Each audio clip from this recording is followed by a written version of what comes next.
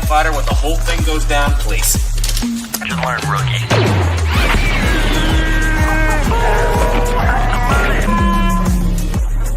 My dead body. Stormtroopers are ruining everything! Yeah, alright. Now Here look, we go. I read the engineering, okay? There was no way one X-Wing could have taken this thing out. Okay. No way.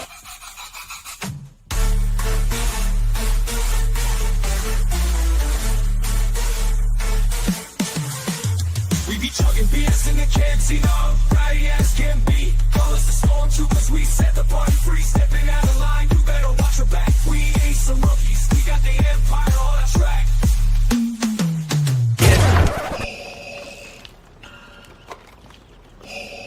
Your twerking caused a great disturbance in the Force.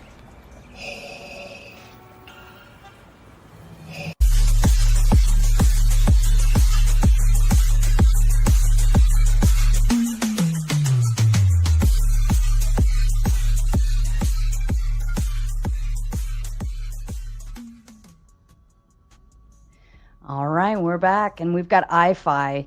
Of Greetings. course, iFi came up for this one. I'm surprised all of the shit talkers in the chat didn't come up for this one. They're I'm scared. surprised. There was a lot of crap talking in chat, but no takers, no willing victims to come in and talk it out.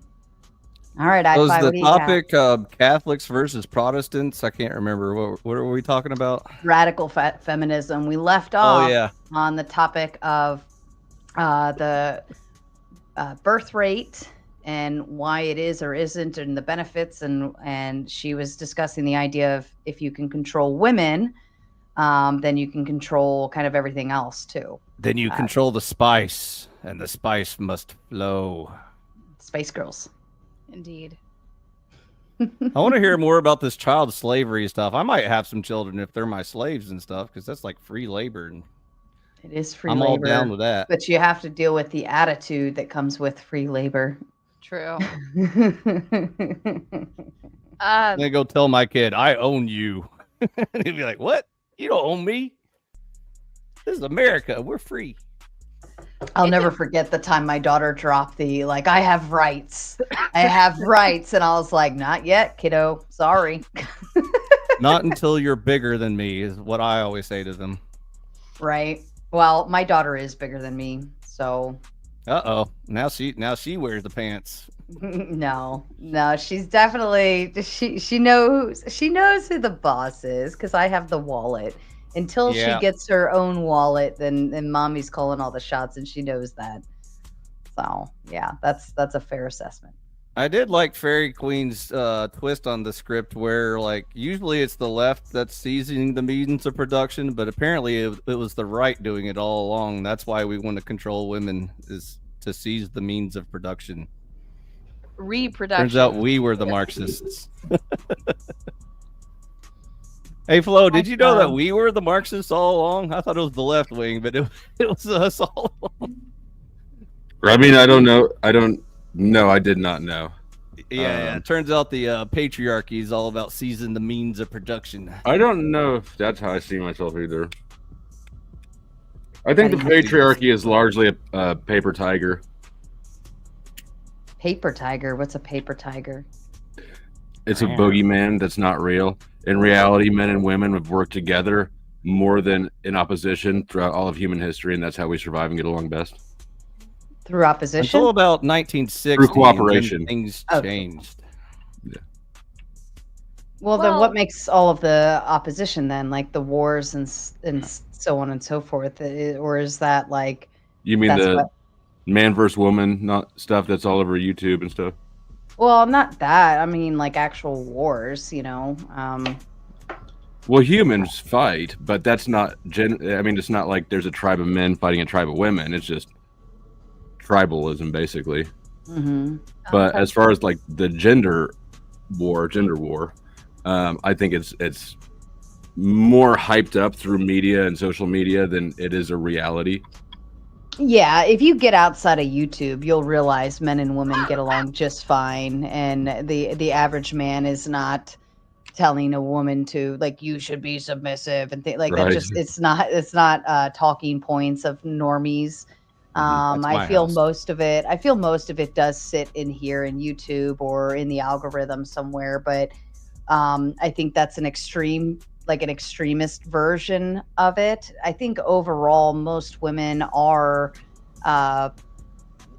normal and have a great relationship with men, and I think most men are normal and have great relationships with women. Not to say men don't get their heart broken and women don't get their heart broken and things like it is there, but when you take that and you make it this extreme version of it, then yeah, it's gonna seem crazy and off the wall.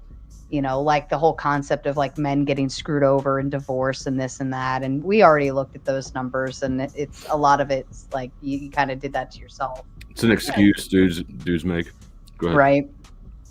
Yeah. Well, I mean, like it's like what I was saying earlier with the birth rate. Like, I don't think that happens because I don't think it's because half the human race like wakes up every morning and wants to screw over the other half. At least not in the wrong way anyway, okay? But like I don't think that's what it is, okay? I think it boils down to this basic economic problem of the labor force, okay? Where are you going? In order to have a society, you have to have people, okay? And in order to have people, you have to either make them yourself or you have to get them from some other place. Those are the only two options, right? So again, it goes back to like what I was saying earlier, okay? So you can either, okay, be really good at tech, okay, and have lots of bots, okay, do your work for you, okay, and somehow technologically replace like all of these people to do your work.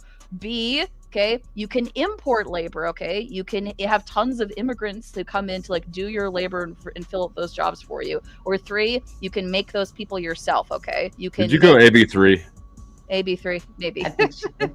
I did. Yeah, sorry. That's okay. We knew what you were saying. Okay, we get the point, right? So like, and that's the reason like why in these societies, like why misogyny I think like exists. It's not because people like have necessarily an individual reason to feel like this, okay? It's just because, okay, whether you're a man or a woman, okay, if you are mad at increased rates of immigration, okay, if you are a person, okay, who in some cases it might be because like you're racist or because like you're a nationalist, but it also might be like there are some but it also might be just genuinely because the immigration in like your city is bad, okay? And it might be because like your city has like had a lot of problems because of it, okay? Who knows what the real motivation is, okay? The point is, okay, you notice you don't like, okay, that there are increased rates of immigration, and you do not like, okay, that there are increased rates of like tech being used to like usurp jobs, okay?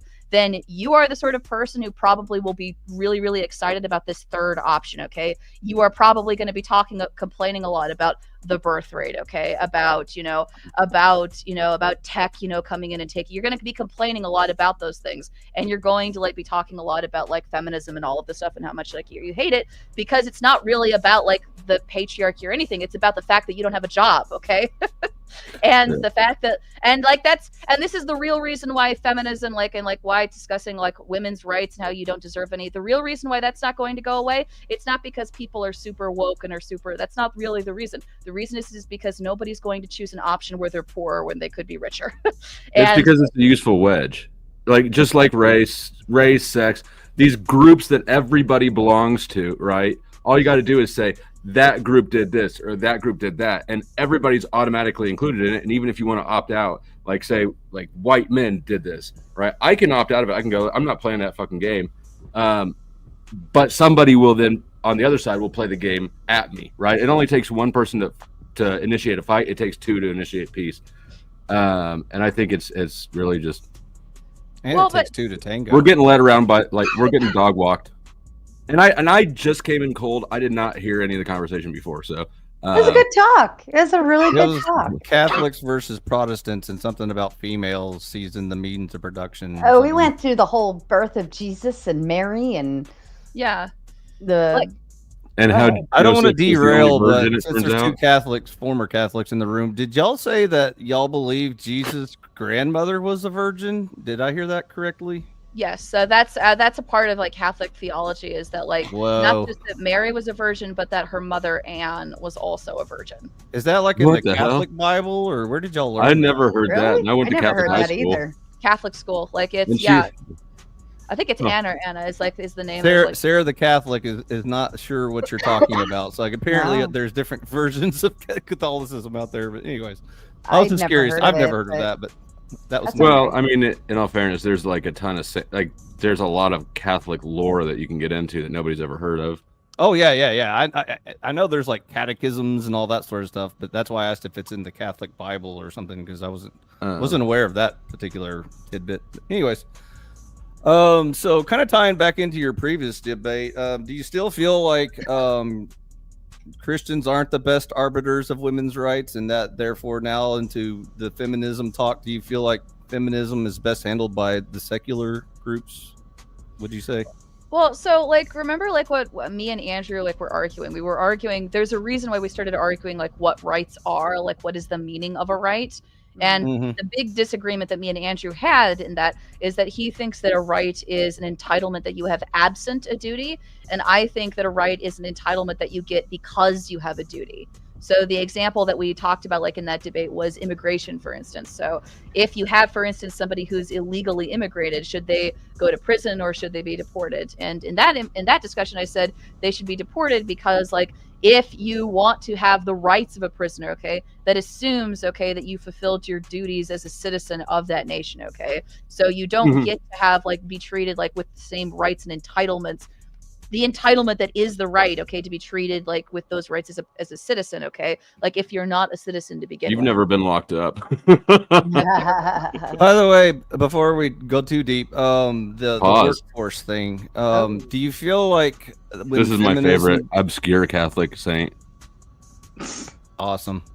Go Do you ahead. feel like when the feminism movement took over and women in mass entered the workplace, do you feel like that improved the job market overall and the stability of society? Yes, I do, and I can give you a couple of reasons why. So one, it's like what I was saying to Sarah like earlier about like why like societies that are better for women's rights, like for however you want to put it. Okay, the reason why those societies tend to be richer. Okay, they tend to have more money. Okay, you'll notice it's very fine and well to like laugh about feminism this and feminism that until you notice that like the streets of like the places that have it, that their streets tend to be cleaner. They tend to like have like more GDP per That's an capita. effect, not a cause. Well, it's like well, but it is an effect, right? And That's it's an effect. because women street sweepers are better It's than men, because that's true. you have to have a lot of things put together pretty well before you start moving down the of increasingly I don't know what the word is, but less pressing issues. Well, also too, like think about it like from the perspective of like a woman who wants to get pregnant. Okay, so let's say you have a woman, okay, and she, Where's she at? let's say like, well, that's a good question. I don't. It is a joke. Go ahead. I'm glad it's not a man that wants to get pregnant because I would be concerned. Go ahead. Okay, So well, a woman wants to get pregnant.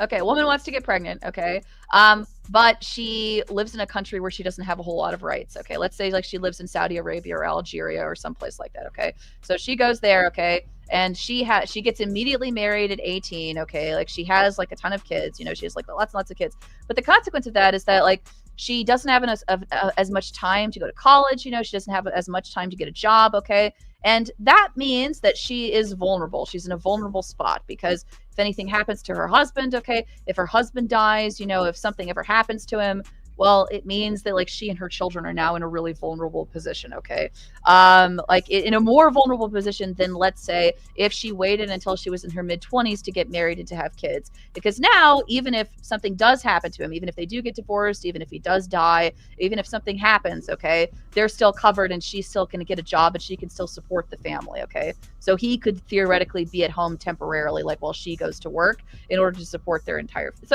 the consequence of that is that this family, therefore, because this woman is able to wait because she has birth control, so she's able to put off the pregnancy, that means that she's able to price their family into a pricier neighborhood because she's able to have a better job.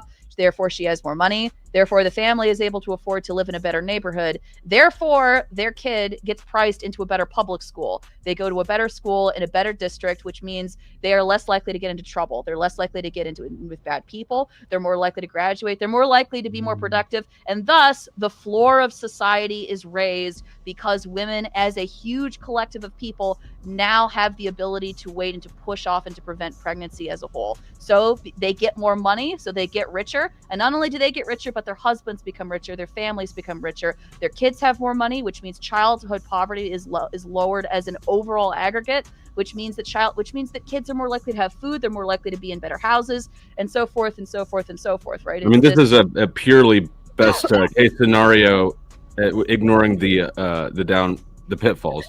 Everything has ripples, right? Sorry. So that's Well, go ahead. I mean, I just wanted to point that out, that is He does. Oh, sorry. not necessarily wrong, but it's incomplete for sure. Well, I I asked the question though, why do we depend on birth control to establish that concept, right? Hey, Jim Bob, it's open panel too if you want. Like you can still do all of that without birth control. You definitely the pull-out method works for sometimes. Well, not only that, but I mean, right? Or listening abstinence to is feminist talk always also is a an good measure. option, but I also think that if we're Blowjobs. if you're not ready, okay, this is where dating, I think, gets described or utilized incorrectly. If you're dating, essentially you're dating to marry, right? If you're casually why are you casually dating? What's the point? If you have no sense of continuation, no long-term goal, why are you dating? Right? And because if you're casually dating, then inevitably you might be casually having sex, and what is the purpose of that? So to me, that's like an entertainment factor. And I'm not saying it's right and I'm not saying it's wrong, but the way we view dating, I think, is what kind of creates that concept of needing birth control. If you're not dating to marry, then why are you dating? And if you're not dating people, then obviously you're not having sex with people. Therefore, you can't get pregnant. But when you do later on choose to date with intentions of getting married, then now there's purpose, right? I don't know. I think you could essentially do this without birth control. That's what I'm saying. You definitely can. It's definitely possible to do it without birth control, but it's difficult to do without birth control. And it's difficult because, right, and this is the reason, why I think this is the underbelly, I think, for why there are some religious conservatives who will rail against girls going to college, against girls going to grad school, against girls, getting an education and pushing beyond high school. It's because they have observed something that's just true. Okay. You have two options. Okay.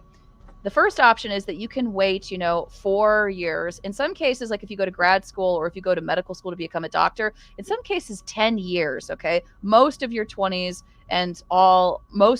okay, being a virgin until you're almost approximately 30 years old, and then getting married, okay, and then having sex for the first time.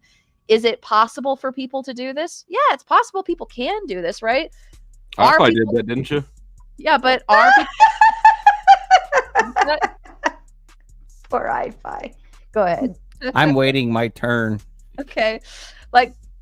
It's possible to do this, right? But it's not very likely to succeed, right? Most people, right, in their 20s, they want to have sex, okay? And they are going to have sex because it makes sense for people to have sex in their early 20s. It's what most people are designed to want to do at that age. And so even though it would make financial sense, and even though it makes financial sense for you to put off actually having kids and starting a family until you're a little bit older, until you have right now, I would be screwed if I got pregnant and I had kids, okay?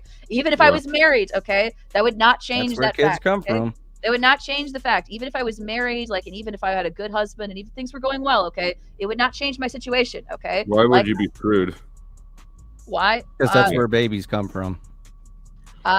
Because money, dude. That's She's why. saying financially she Okay. wouldn't be able to. So, I could tell you, I didn't have just a wanted pot to. Hold on, I didn't have a pot to okay. piss in when I had my daughter, but somehow I managed and we made it through, and she's a functioning 15-year-old who needs, like her needs are met, even some of her wants are met, and I started off with nothing and made it happen. So I recognize the concept of I would be screwed, and I felt that way when I got pregnant with her, but I made it through. A mother, a mother, like you'll figure it out, even if a father would. I'm not negating men, but like you figure it out, and You better not. but I think in some aspect you could still kind of have your cake and eat it too, to a degree. You could still get married. Why not both? At a young age? You could still get married, have children. You could still go to night school. You could still have college without the college dorm room experience, of course. But you could still do that and all of those things while still being a parent, while still having the like I know this because I've done it, right? I became a mother and I finished school and I was married and didn't like really send off my career until the youngest was in kindergarten. Like it was very possible, and I'm still young. Like my daughter, when she graduates, I'll be turning 40, right? And I'm still a young mom. Ish. Shut up, Flow State. But I think it's okay to recognize that women are going to go in all different directions, right? But if you're like, I think utilizing birth control, just so you bad can, for you, isn't it? It's incredibly bad. I never was for it. My body rejected it anyways, and it was There's like lots nope. of risks involved. Lots of risks. But I think that it's okay to say, you know what, I want to focus on my career and myself and all of these things. And if that's the case, then focus on that. Stop dating, right? Don't date. Like, why are you dating if you have no intentions to marry? And because to me, that negates the concept. You can't, like in that case, like if you want to truly go to school and focus on you and focus on a career, then do that. You can be a CEO and a stay-at-home mom. I think that the whole like education career path that we're being sold as the ideal is bullshit. Honestly, well, you think everything's bullshit. I know, but everything is bullshit. If everything some type of wasn't societal scam. No, like, look, it is a societal scam. You get more student debt. You can never bankrupt out of it. We got 2 generations of indentured servants now because college was deemed essential. And then at the end of the day, you get, I mean, look, you and I both have college degrees. And how rewarding have we found our career? Now you can have 2 parents in debt. Yay. Well, but I didn't have to go into debt. Like I paid my way through. I'm not in debt either, but I'm also not using my economics degree for anything. Well, you're not now because you can't. You legally can't. Most college that. Yeah, but I'm about to get it expunged, right? So, but I wouldn't go back anyways.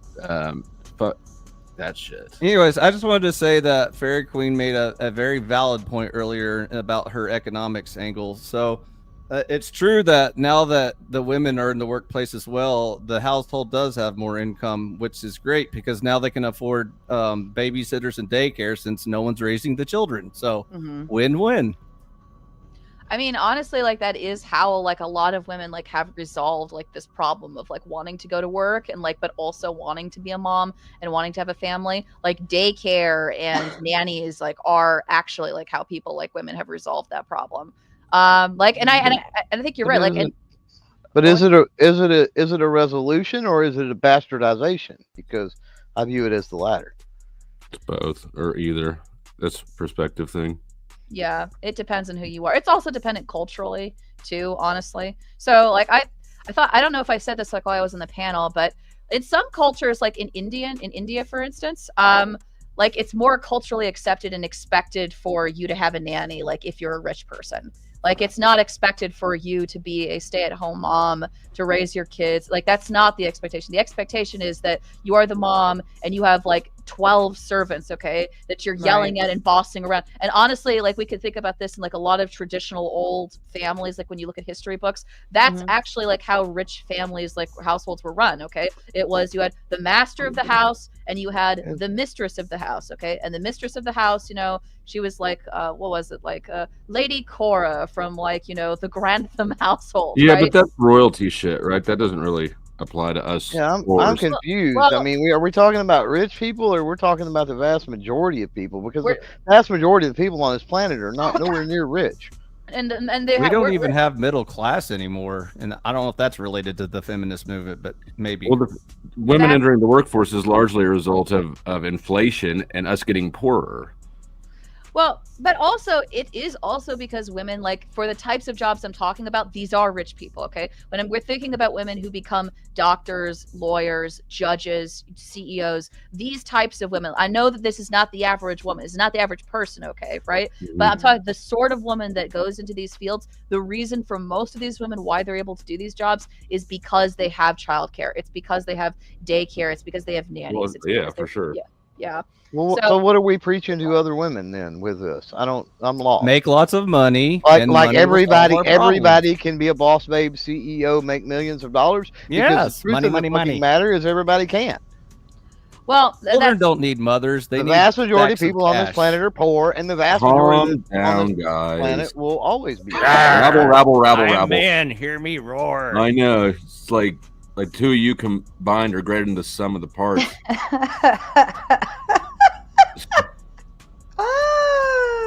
I want to get back to the religion battle connection. Of Fairy course Queen, do you you do, think Ashley. that feminism came about because of like the conflict between secularism and religious people? Or what do you think it came from? Secularism.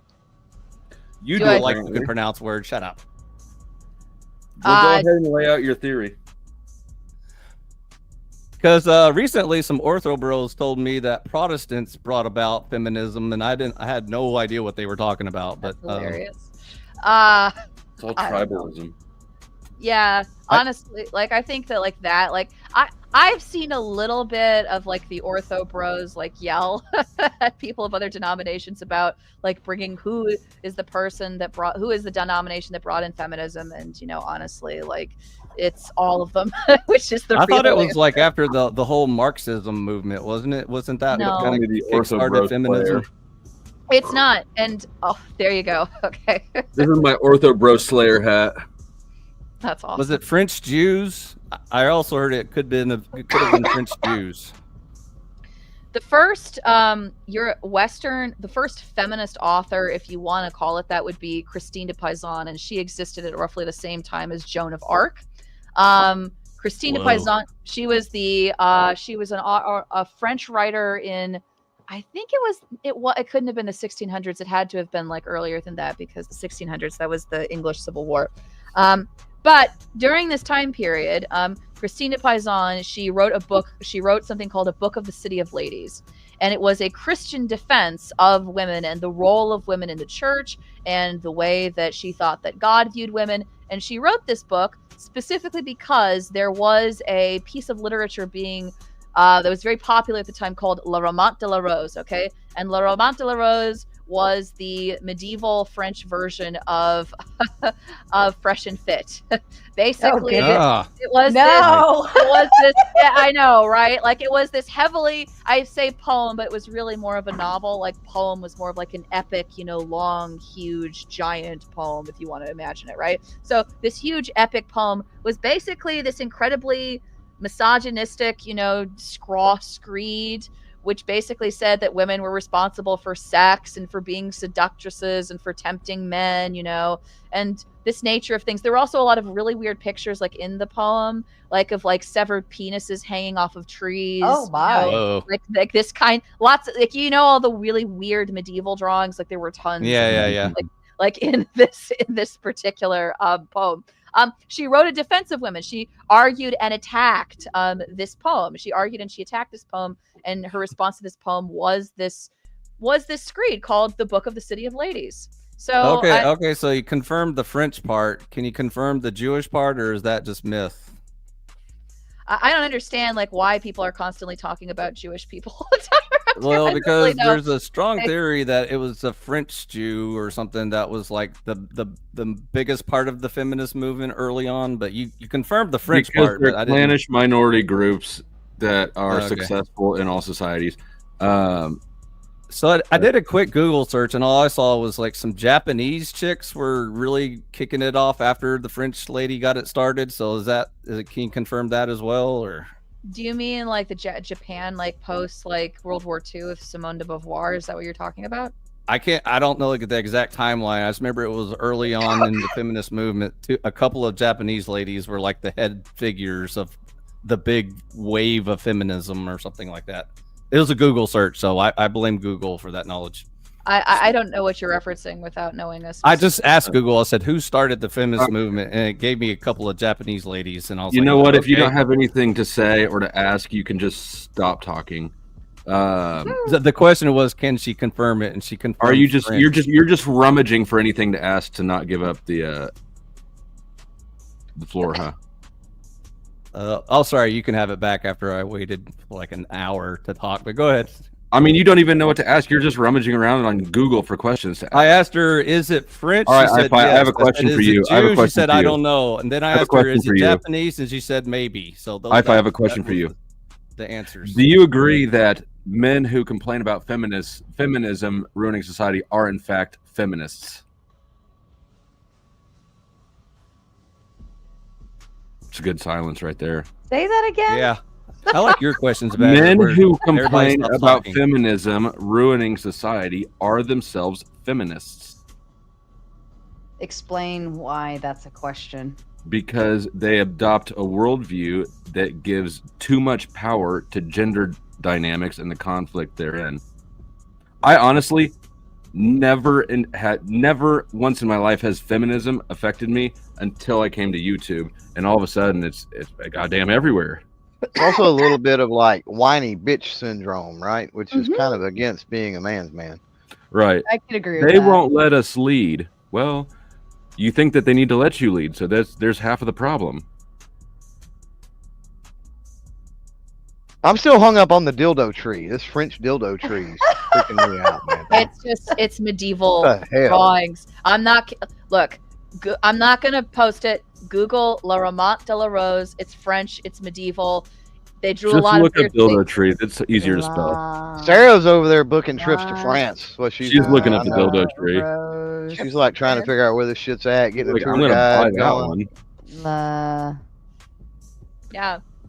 But anything's a dildo if you're brave enough. Am I right? I would hate to fall out of that tree and hit every branch on the way down. That would suck. I thought you didn't answer my question though. Are you asking questions to take over the floor?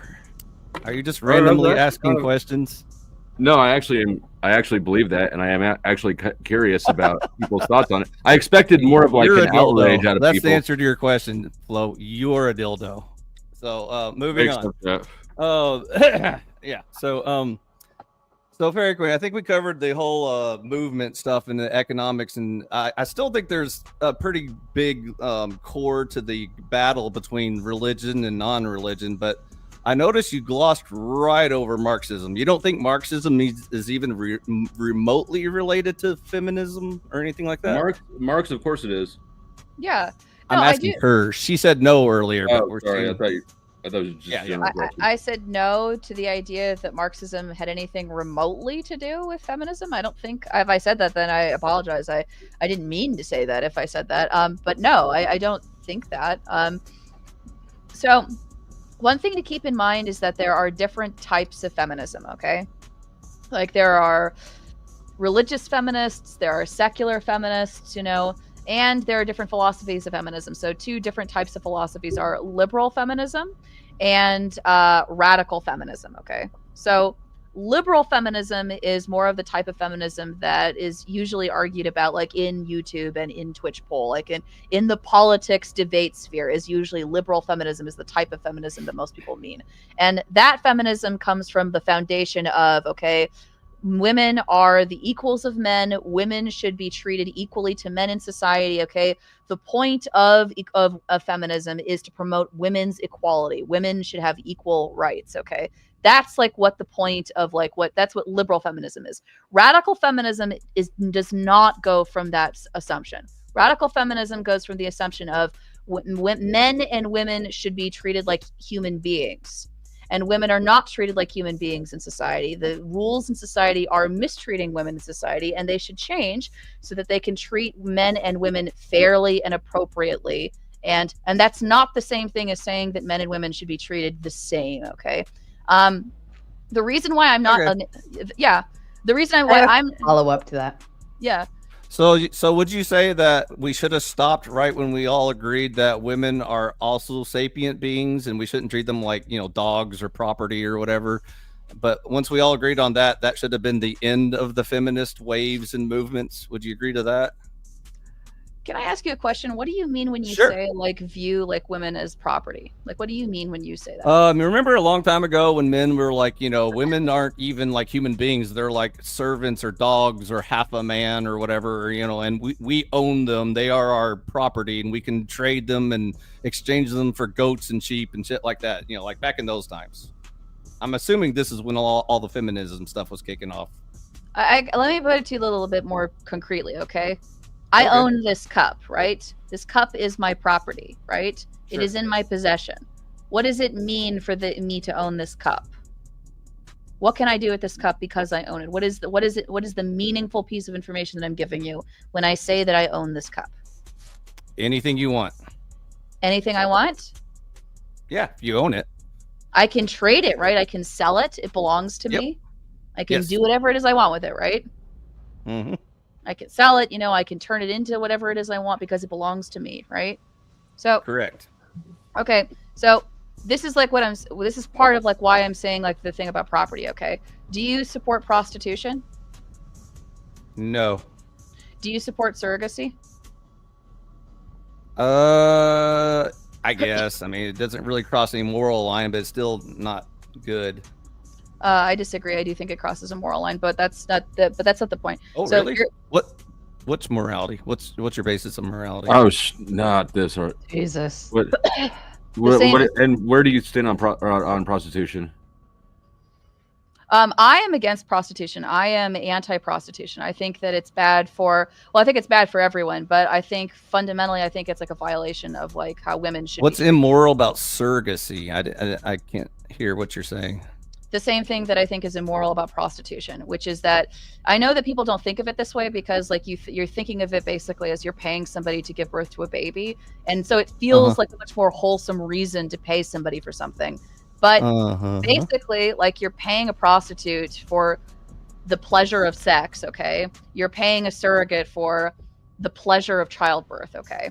Because surrogacy can be done without intercourse. It's not about sexual. It's not sexual pleasure though. So my question would be: hold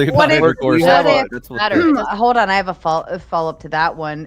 What if you did surrogacy without getting paid? Maybe they're taking care of the medical bills, right? So it's a net zero for everyone. But what if you're just choosing to do it for purposes of just doing it out of the goodness of your own heart? I mean, I think I kind of would view that in the same way as kind of saying.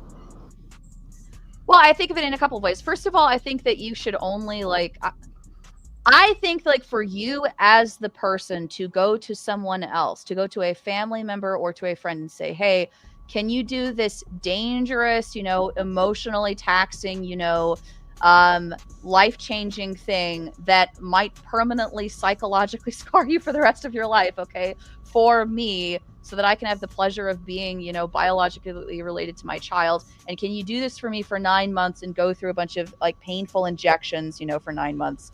I think that that's selfish. And I think that that's just, what about wrong. Bone marrow transplants? Well, hold on. What if they didn't ask you to, you offered it?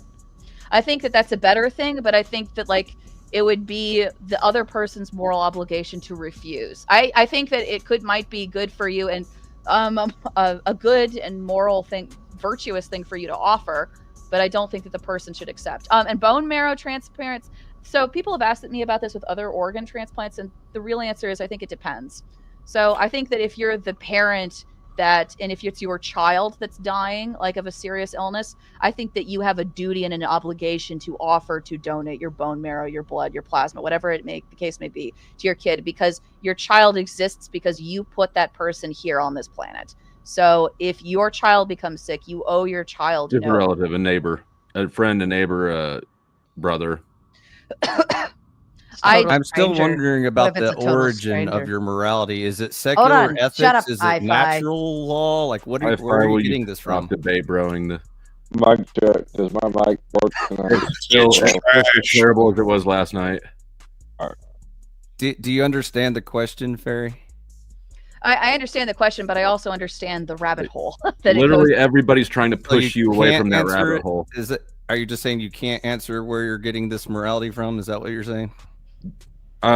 She taps out. Just go ahead and tap Okay. out. Oh, that's a Yeah. I don't know is an acceptable answer. I was just Secularists wondering if that's get what their she was morality saying. completely out of our ass. We invent it each morning when we wake up. Okay, that's fine. So I'm confused that we went from prostitution to organ transplant and surrogacy. So is there a linchpin? Is there a hard line definition that you have for prostitution? I feel like this comes on the use of the body. Well, the because, like- payment for the use of the body, right? Well, because that's fundamentally like what Because prostitution. for me, it would be more sexual gratification. So Yeah, but like, why do you care if somebody like pays for somebody for sexual gratification as opposed to paying for somebody to literally give birth to you and to give you a person? Like, why is what we it- can like, answer why we care, but if you don't care, then why even discuss any ethics or morality? Dude, I'm not going down this rabbit hole. Okay, we will. Yeah. Rabbit hole. Why does it feel like you keep trying to get gotchas in here? Fi, come on now, stay on point. Oh, I'm sorry, that wasn't a we're fair not, question. We're not like. We're not talking about ethics or morality No, anymore. it's but Or you always politics. go down like You the. can't the- read the room. Yeah, we're staying on. Oh, point with sorry, the sorry. opposite. The We're room staying has on the voted surface, no on the ethics, surface no of where we're at. We're not going to dive down deeper because Right. that gets- Gotcha. Sorry. This No is more why, like, deeper when you questions. debate the Fairy Queen and Andrew got hung up on the concept of rights and what they Yeah. are, and therefore we couldn't push the conversation forward. And that's where Okay. you're going to end up getting us stuck at is the morality, Okay. and then we're going to miss the whole point of the topic. Okay. Okay, I love you, iPhone. Okay.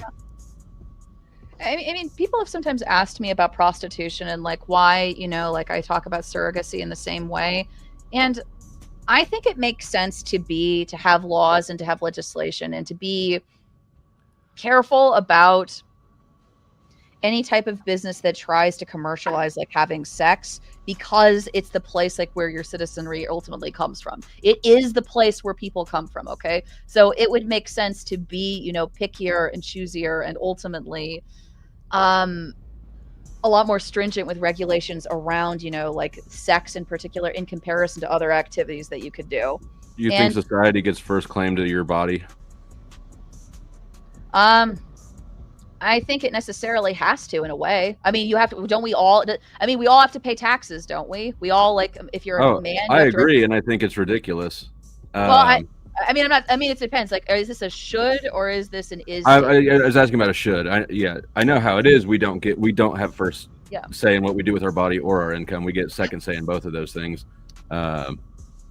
Yeah, because okay, if it's a should question, because if it's an is question, then obviously yes, it is. But if it's a should question, I honestly don't know. And I was talking to Sarah about this earlier. About this concept of individualism, right? The individual versus the collective, right? On the one hand, right, I don't think that you really can have like a society with individual rights unless like you also like have women's rights, okay? Which is frankly the real reason, like as I said before, like why I don't think women's rights are going anywhere. It's because like you don't get to have like a society where like individual people get to be thought of and treated as individuals without like also freeing and allowing women to be able to be treated as equals in society. Why can't rights just affect everybody? Why do women's rights? Why do women need specific mention? Women need specific mention because like of the economic problem that I mentioned before, like because women are the place where people come from. Okay. So women need special rights because women make people, because that's where people come from. So not without men. So, because earlier, oh God, I had a follow up earlier and now I can't remember. Like it, because you were talking about women being traded for, or at least I was saying women being traded for goats and stuff like that. And like, at what point do you feel like, are we oppressed? Like, and to what makes us not, what makes us not have rights, beforehand, or what makes us oppressed to where we need to fight for rights? Like, to what degree do we not have abilities, or how Does that make sense? Like, what did we not have? Well, I mean, to a degree, I think, and this is maybe sounds surprising, but I actually agree with Andrew to a degree, like when he's talking about rights and about enforcement. Okay, the point of disagreement that I have with Andrew is that he keeps hammering that over and over again, as though it's a point to say that like we don't have rights because like we could not enforce them. Okay, that's not really a point, and it's not a point because one, that's never really going to happen in the West. It's not going to happen in the West, okay, because it's not economically viable. Okay, you know, like. Any man that comes up and says, you know, I really don't want a boss babe. I really don't need a girl who's a CEO who makes like tons and tons of money, right? Like they say that, right? But the truth is, right, that like a lot of those men, they have to make the choice like when the rubber hits the road, okay, about do you want like the pleasure of like being able to say I'm the man of the household? Well, you can have that, but you're going to sacrifice the convenience of the income, okay? Are you willing to give up, you know, the $250K salary, okay? Are you actually willing to do that like every single year for her to stay home? Because the How many women Whoa, so what your wife does has hold to on, do hold on, with- hold on. How many women are pulling high income salaries? Like what's the average salary for a woman and how much does that contribute to a household? I mean, not very much. Like, I mean, I'm sure I can't imagine that it's much more than like the average man. It's probably less. It's probably like I think the average man is like, what is it, $50,000? I think so. It's probably like 45 or 50 or Like like 10,000 for YouTubers. True. but you know, like so. I can't imagine that it's very much, but because it's not very much, because it's not that much more money, if it's much more money than he makes at all, like that makes the pressure for her to go out and work even bigger, not like lesser, right? Because like every single dollar that you bring into the household, it counts even that much more as opposed to like if you like made tons and tons of money.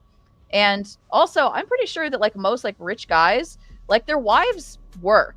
I mean, their wives like don't necessarily make nearly as much money as they do, but they make like a ton of money. Yeah, so it's 45. Yeah, they work in like their husband Thank you, buys them a Sasquatch. cafe to like run part time. Yeah, That's not working. That's a hobby. it is, but like I think it's significant that like the husband wants her to have the cafe to run, right? To have something to do, right? Yeah. Like I don't think like But most those are the rich wife businesses are generally money losers. are they. Well, they're written off as tax losses and actually benefit the larger economic base of the family.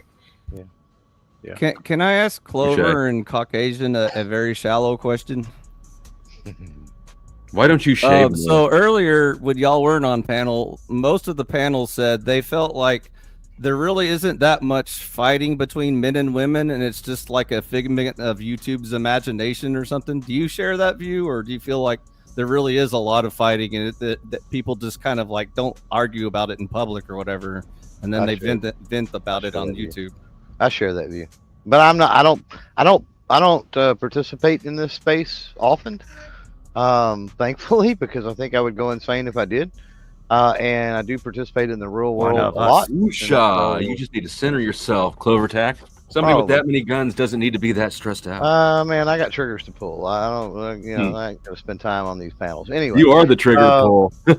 Well, it could be, but no, I don't see it, and that's what I really had an issue with the thing that if a chick's a boss babe, then the guy she can't submit to her husband. Like that's bullshit. Like that's a relationship dynamic. That doesn't have anything to do. Relationship dynamic has nothing to do with the career of the woman or what the woman makes. It's 100% a relationship dynamic. So to conflate that and say just because a woman makes a whole bunch of money, well then the husband has to submit and be the little puppy dog and he doesn't get final say in the house. That's just, I'm sorry. Maybe you'll find out he likes it. Mm-hmm. There is a lot to be said. I said he doesn't have to. There are definitely men that do. I'm not going to disagree with that. There's a lot to be said for being taken care of, brother. I'm a well-kept pet, and I'm aware of it.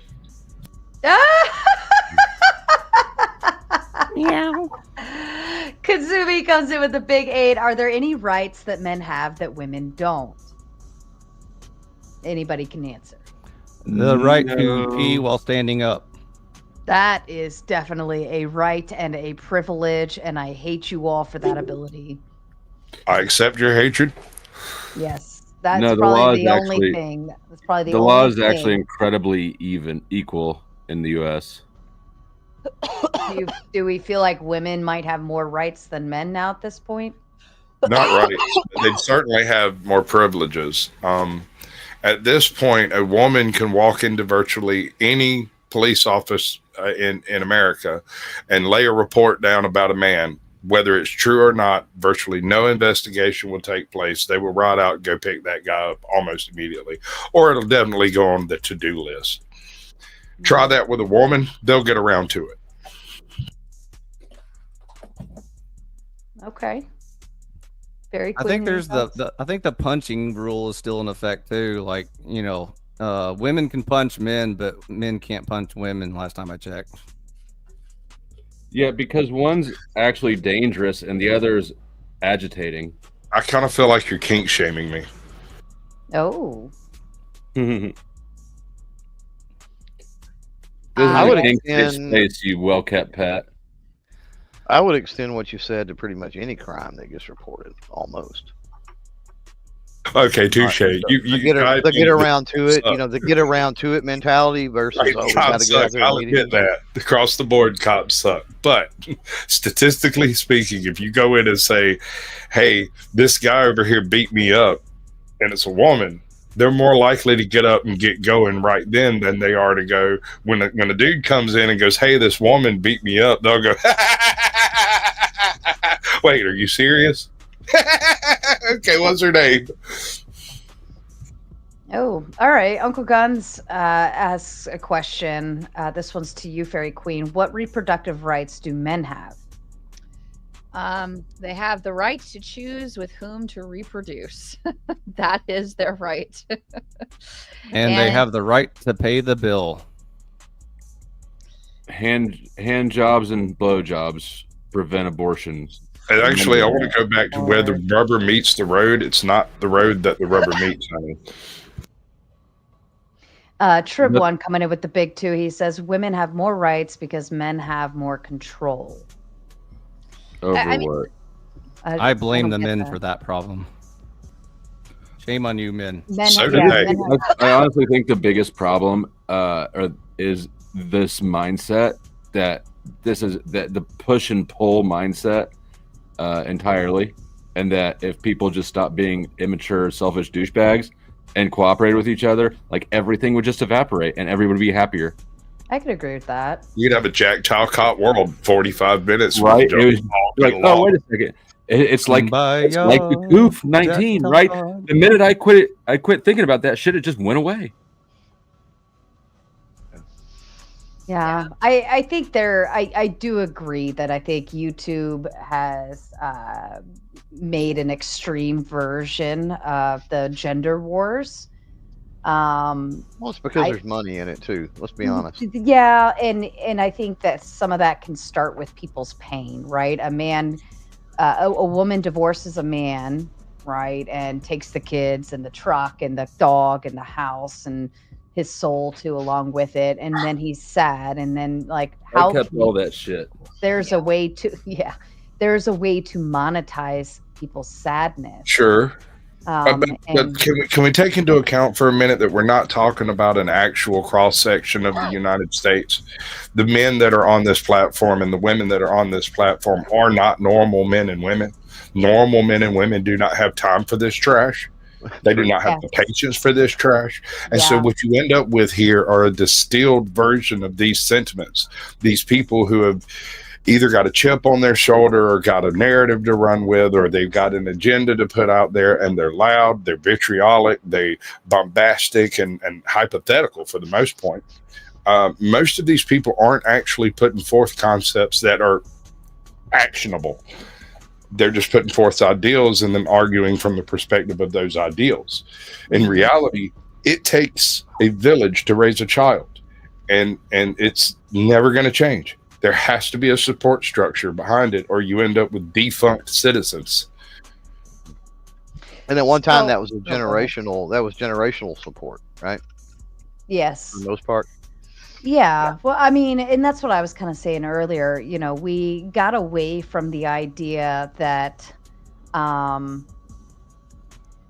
the idea that families lived close or even together and so on and so forth, and that was your support network raising children. That was, who's watching the baby while I do this, or who's and then also like children were also helping to raise children.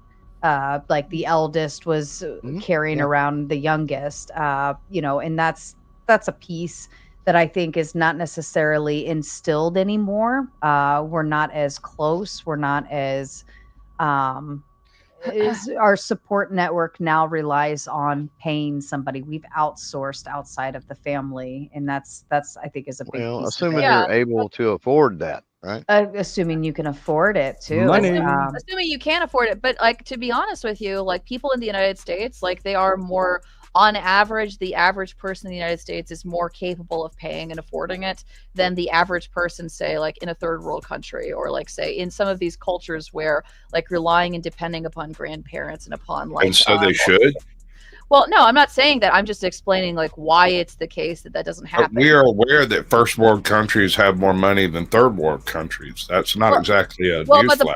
But the point is, right, but it is what's significant about that is that when you look at families that have the money, that have the ability to pay, to choose to whether or not to have like their extended family, to have like their people close by in order to watch the kids, they don't make that choice. They don't even make that choice like in these other third world countries where having and relying upon extended family to raise your kids is expected to be the norm. And it isn't honestly even like the expectation historically, like throughout like amongst like wealthy families anyway. Like when we see like when people, like the important thing to look at when you're asking people like what is the normal thing that you would do, it's not what would you do if you don't have money, if you have no resources. It's what would you do, how would you live your life if you did have the resources, if you did have the money to choose. And what most people who have the money overwhelmingly choose is not their parents and not their close family members to be a part of their kids' lives in that fashion and in that way.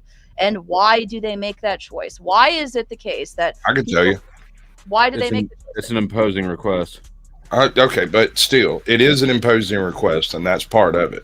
But there's also the fact that Uncle Stewie used to be an alcoholic. He's doing a lot better nowadays, but, he may slip off the boat someday. Cousin Tony over there, well, he's been in prison 3 times, and we know this, so we're not going to send our kids over there. Little Jilly and Janie, they've both been running with the bad crowd. We know about that, so we're not going to send our kids that way, which leaves the 9-year-old little Jessica over here who's perfectly willing to watch her kids, but your kid's a 6-year-old, and a 9-year-old might be just a little too close in age to do it. So we're going to pay somebody from outside of the family to watch our children. Well, but let me ask you something. Like, why is that necessarily a bad thing to try to optimize like the best possible situation? Okay, you call it an optimization. I call it an exception. There is no difference between cousin Jenny and Jacob and John and Bill and Tom to the person you're going to hire over here without proper vetting. You have to do the proper vetting for all of this, right? If you happen to have someone who's acceptable for watching your children and your family, you have no problem with allowing them to do it because they're acceptable. But if you're hiring someone, you are subletting the vetting process to someone else to make sure they're okay to watch your children. And I'm not real big on that myself. Well, you could say that, but like, isn't it also the case? I actually don't know if that's actually true. Number one, right? I think most parents that are looking, who have the money to be able to afford daycare, to be able to afford a nanny, okay? A lot of them are judicious with where they spend their money. They go to daycares, they look at like different schools. They look at, there are literally different websites where you can compare different nannies. This one is 5 stars, this one is 4, this one is 3. Like you can be judicious and you can heavily vet like each nanny and each daycare worker. But also the flip side of that is, like you mentioned, like the different family members, like we all have family members like this, right? Like I have family members like that in my family, people that have gotten into trouble before. And, even though I love my mom, I love my immediate family, okay?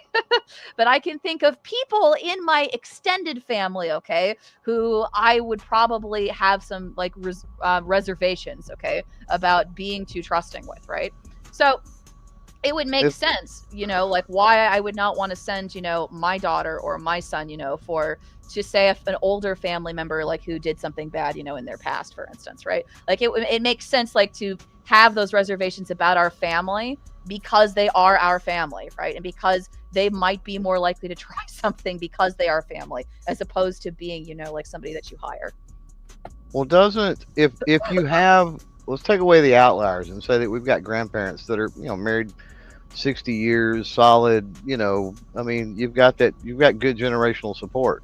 And then the overwhelming majority of people that can afford it, like you say, they're fiscally responsible, but yet they choose to pay somebody anyway, which seems fiscally irresponsible, on top of losing out on the generational education nurturing aspect of letting the grandparents handle that. Like, how do you reconcile those two? Well, I think it's Say the important. grandparents. Well, I think it's important to remember that families don't all run the same. And one of the reasons why they don't run the same is because money changes the way that families like operate. It changes the way that families conduct themselves, the types of people that, like, I'll give you an example. Like, you know how like people constantly talk about like high value this and low value this in terms of like money for like dating, right? Like for like men and women for relationships. Well, one of the things that's interesting about that, okay, like when you hear people talk like this, like one of the things that men on these podcasts specifically will say is, I don't care how much money she makes, okay? She doesn't have to be a boss, but she doesn't have to make tons of money, okay? She could literally be a waitress, you know, from Waffle House. It wouldn't matter to me, okay? And my mom was a waitress like from Village Inn, by the way. I'm sorry, I might have hit on her. But you know, they say this, right? They say all of this. They say, you know, I wouldn't care, right? But the truth is that they wouldn't care, okay? Like for men that come from money, okay, from men whose parents like were made a lot of money, from men who come from families that like from like I'm talking old money families, okay? I mean, your dad was a doctor and his dad was a doctor, and you come from like this very rich, wealthy, powerful family, okay? These particular men, they might have affairs and they might have sex with any woman, okay? That might be true. But the woman that they bring home to meet their parents, that they bring home for Christmas, that they bring home for Thanksgiving, the woman that they marry, the woman that they have that founds the philanthropy, you know, and that has their kids, that woman is almost always of the same socioeconomic class. That woman may not make nearly as much money as he does, okay? But she is not just a woman from Waffle House, okay? She is normally somebody that comes from money, or if not from money, she comes from a family that is highly well known and respected, like within their same social circles. So like that's an example of like how like the discourse can sometimes like wouldn't that be more about the stature and the class of the woman and how she carries herself and all of that, rather than the dollars in the bank? No, it's not just yes and no. So it isn't always necessarily just about the dollars in the bank, but it's not just about how you carry yourself, right? It is about okay, so like here's an example. You know, like Downton Abbey, you know, like those first few like seasons, you know, like, but okay, well, it's about a British family, you know, that's like an old aristocratic family, and it's the end of the aristocracy, like it's the early 20th century in Britain. And one of the things that you'll notice in there is that Cora, the wife of Lord Grantham, is an American heiress, okay?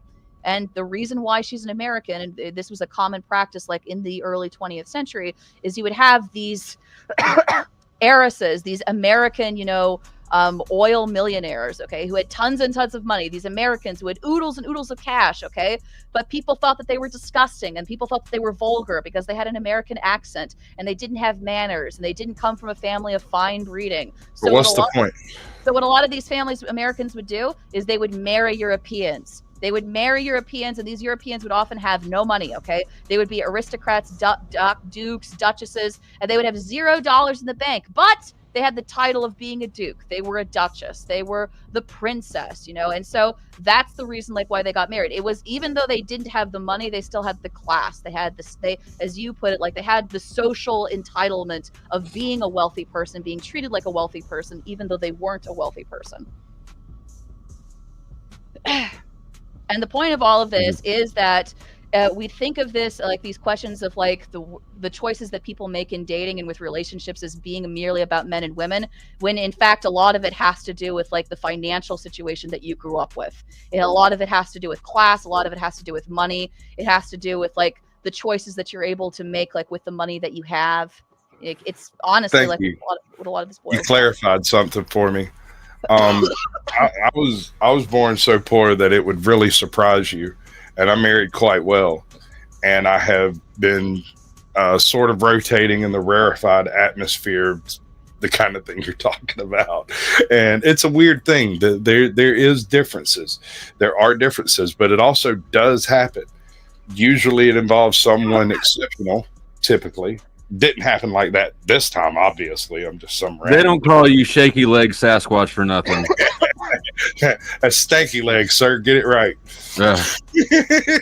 But the thing is, I don't think it's all about resources. If you love someone, you'll do what you will do for the person you love. It's immaterial what they can grant you if you love them. Well, I would agree with you. I do think that like love, and I actually wish people talked about that more, frankly, around these kinds of subjects when we talk about dating, because people don't talk about it enough. But what I do think that like we're talking about, like people are talking about high value and low value and what men want and what women want. It's important to mention that people aren't just coming at this from a man versus woman like perspective. People are also coming at it from the perspective of how much money do I have? You know, how much money do I want to make? You know, how much am I willing to work? How much do I not want to work? You know, these are questions, and people do care about status, and people do factor that into like I'll give you an example. Okay. So like you mentioned, like love, like why don't we think about love? Well, put it this way. Okay. Like, you know, Myron Gaines, okay? Imagine Myron Gaines, okay, ripping through the neighborhood in his Lamborghini, okay? And he walks into the Obama's house, okay? And he knocks on to like